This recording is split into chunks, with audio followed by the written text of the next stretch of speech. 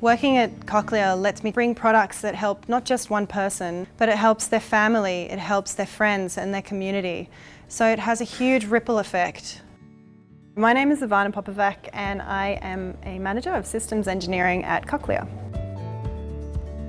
Cochlear is the market leader in implantable hearing solutions. We design and manufacture products that help people who have lost their hearing. I was the lead system designer on the Nexus7 system. The Nexus7 sound processor is the external part of a Cochlear system, and it takes the sound environment and sends it through the head to an implant that's been put in during surgery.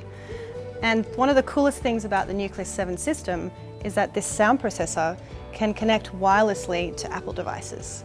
So somebody can change the volume that they're hearing around them, they can change their program, they can stream YouTube and Spotify straight into their head wirelessly through this new system.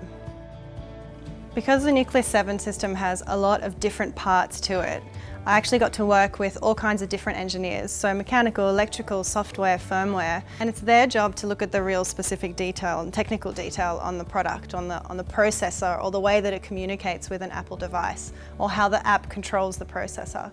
But it's my job to take their amazing work and put it all together back into that end product.